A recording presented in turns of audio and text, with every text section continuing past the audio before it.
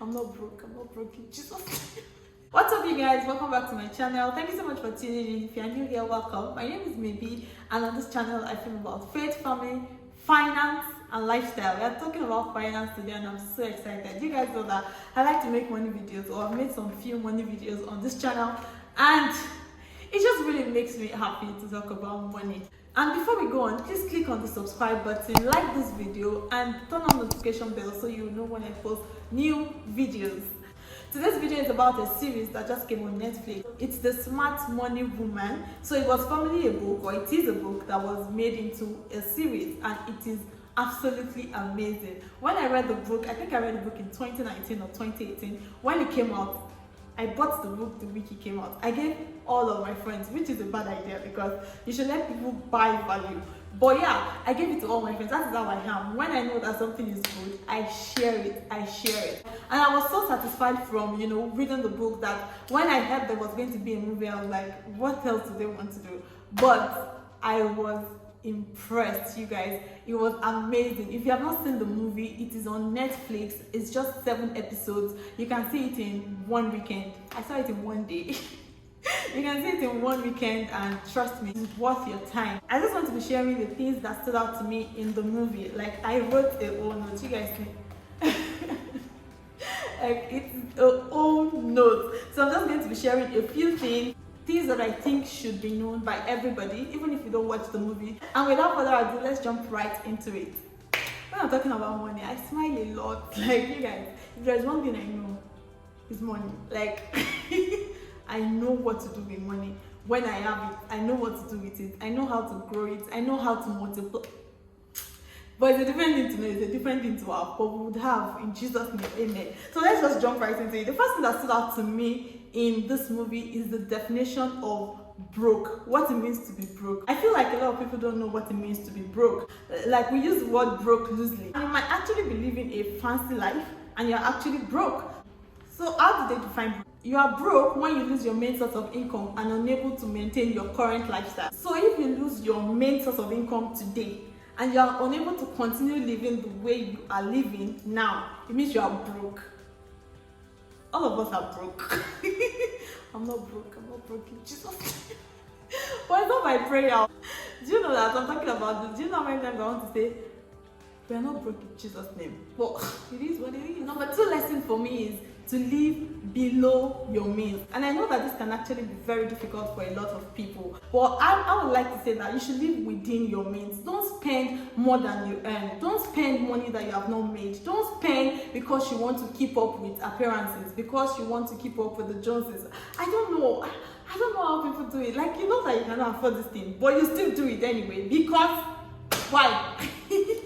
Like, nobody should live outside their means. No matter how much money you make, you should not live beyond your means. If you cannot be below it, at least try to live within your means. Then you know that you are not passing your boundary. You are not doing what I want to speak Yoruba. I told you to my figure go far. You know that you're not doing that, So let's just try to be living within our means. Then my 3 lesson that I learned is the importance of emergency funds. You guys, emergency funds is actually very important. You don't have to wait till the emergency happens. Some people think that they are comfortable until they have an emergency or until they have a crisis, and they are financially strapped. It's like a light bulb moment. What? I can actually not afford this. That is how it is. Build an emergency fund. Emergency fund is different from the money that you're investing in or the money you're saving to invest. Emergency fund is for emergency. It is what it is. Emergency fund. Just in case there is an emergency. Just in case Nigerians or Africans would like to say God forbid. Just in case, God forbid, somebody has, somebody was in a fatal accident and you need to pay hospital bills. Just in case you lose your job. Just like emergency fund. And there's so many resources on how you can build your emergency funds, where to put it, and all of that. Like on the internet, on YouTube alone, you'll find a lot of resources on how to build an emergency fund. Emergency fund is key. Let's jump to the fun part. The casting of this movie is on point, like on point. Everybody delivered 100. We'll just quickly pick on the characters one after the other. So there are 5 of them. Another thing I like about this movie, there are so many things I love about this movie. Another thing I like is the circle of friends. I like the diversity in the circle of friends, right? There are 5 girls, all well to do in their own space, and they all have different approach or different approaches to money, and it's just beautiful to see that, you know, we are all not the same. And it's always very important, you know, in a circle of friends, especially a very close one, to have one or two persons that are financially educated, so that all of you are not just heading towards one direction, and one direction is, you know, inside. So yeah, let's quickly go to the number one character, which I also think is the main character, Zuri. Zuri is a beautiful Lagos big girl. She works in a real estate firm where she's being paid 650,000 per month. Like, you guys, if you earn 650,000, let's not convert it to dollars. Let's stay in Nigeria, in Naira, and let's spend in Naira. 650,000 per month. Come on, you're a big girl. Hey, you're a big girl. Like, how many people earn 650,000 in 1 month in Nigeria? So you can say she was doing okay. Like, if you earn 650,000, if you have sense, trust me, that's a lot of money, right? But auntie, she has a collection of designer bags. All her bags are designers. Designer bags, designer shoes, every party is a new dress, right? You know those kind of people that don't repeat dresses. That's the kind of person Zuri was. She was in a financial mess. It started from, you know, the movie started from her coming back from a holiday to the news that her boyfriend, which they are on a break, was engaged to somebody else. Of course, this boyfriend was the one funding her lifestyle. Boyfriends are always funding her lifestyle. So she could not pay her service charge. Landlord was always knocking on her door. I really don't want to spoil this movie, but maybe you go see the movie first, then come back to see this one. But I'm going to say what I need to say. She's even trying to borrow money from her retired mother. But I really like the progression of the movie, and she was fortunate enough to get into the circle of people that could, you know, put her on the right track to say that, girl, you need to get it together. You don't have any excuse. If you cannot afford an apartment on the island, don't live on the island. Like, go to Ikeja. In fact, Ikeja concept is expensive. Go to Bagada or go to. There's so many other places to live apart from the island. Like, guys, people that live on the island, they have shoulder pads. It's an achievement to live on the island, but that's story for another day. If you cannot afford an apartment on the island, don't live on the island. I mean, it's not by force. But I really like that, you know, from that mess that she was in, she got it together. She knew about savings, investments, insurance. That's the height of it. Like, when somebody's doing insurance, that person very smart. Like, that person has gotten there, and she was on a roll. Then another character was Tammy. Tammy was trust fund child, you know, the child that has everything provided for her by her parents. She has a business that she's running, which if she was not a trust fund child, I'm sure that she would have applied wisdom or used that sense to run that business well, because of course she had potential, but because she can always run to daddy to collect money, you know, it was I liked all the messages that they tried to pass through her. She was dating two guys that she liked. One was a Yahoo boy that was spending money on her, and the other one was an accountant that is working hard to get his money. So, you know, when she goes to him to say, oh, I need money for my business, the guy says, oh, I have a friend that can give you a loan, or I know a company that can give you a loan. But when she goes to the other guy to say, I need money for my business, the guy says, is that why you're frowning? I will wire you the money, you know. I liked how they passed the message that women would rather date men that spend on them. True. You know, Tony Tones among the 5 girls was the one that seemed to be financially literate, which is very important in every sector. There should be somebody that is pushing you in the right direction. But the problem that she seemed to have in the movie was black tax. She was earning well, she was doing so much for herself that if she did not have family problem, I mean, she would have been the biggest girl in the whole of Lagos. But everybody was dependent on her. She was sending her brothers to school. She was sending her siblings to school. She was, you know, it was just a lot. Black tax is one thing that is a stronghold, especially in Africa. But at the same time, I'm usually very reluctant to say black tax, because at the end of the day, it is like paying back, which is not supposed to be. Children should not be a retirement plan for parents, but it is just a situation that most of us find ourselves in. It's not even that they are asking you, it's just what you think you have to do. And I don't know if you understand me, but sometimes you just feel like, you know, it is my responsibility now to take off from here. And I think that was the problem that she had. It would have been good, you know, if you're spending money on somebody and they are showing appreciation, they are showing progress, but she's paying her brother's school fees, and that one is telling her that she wants to drop out of school because she wants to be a footballer.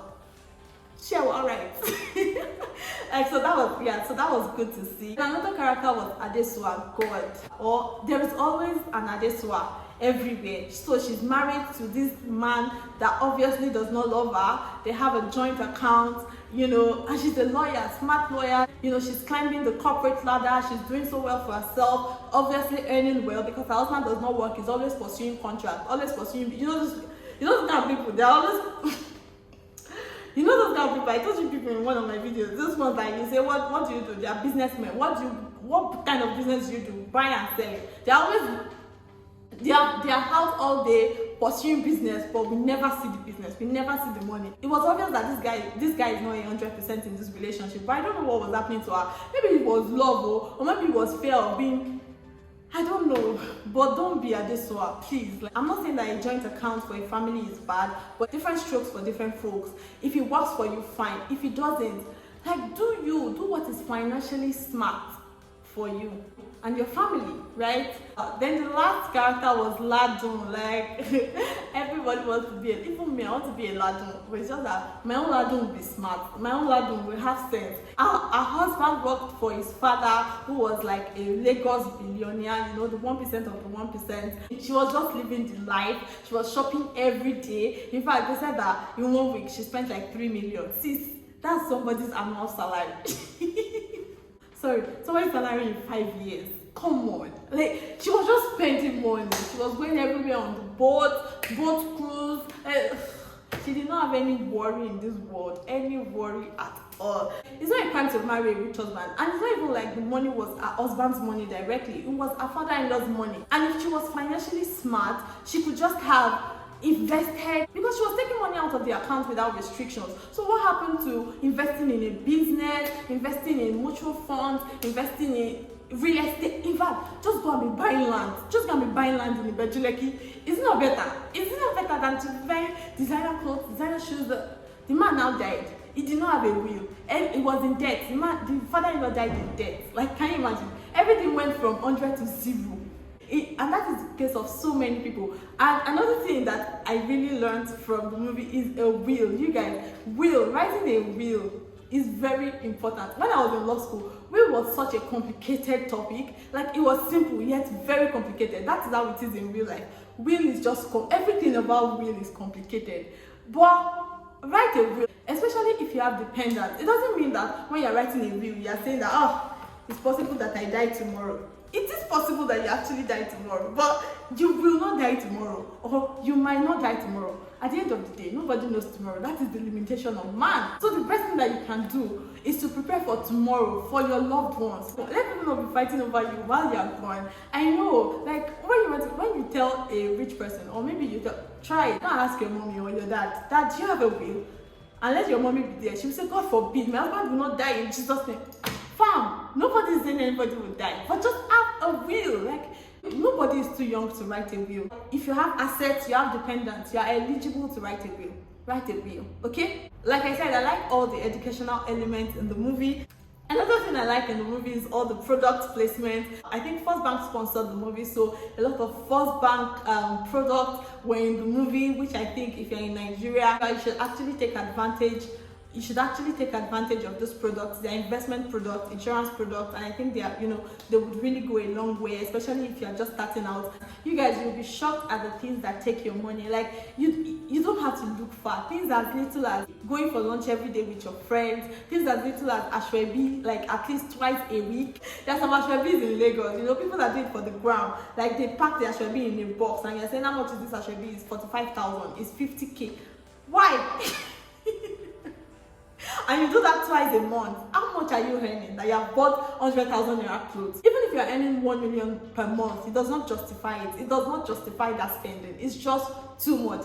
Another thing that I liked at the end of the movie was how they incorporated the fact that you have to be able to make more money to save more money. How the girls went to their employer to say, okay, there is this thing that I have to offer, but I have to have a share in it. I have to be able to share out of the profit and all of that. So it shows that, we always have to make more money to be able to get to the financial dream, or to be able to get to that financial dream that we have set for ourselves. It involves making more money, which will translate to saving more money, which will also translate to investing more money, which will ultimately translate to having more money, which will ultimately translate to increasing your net worth.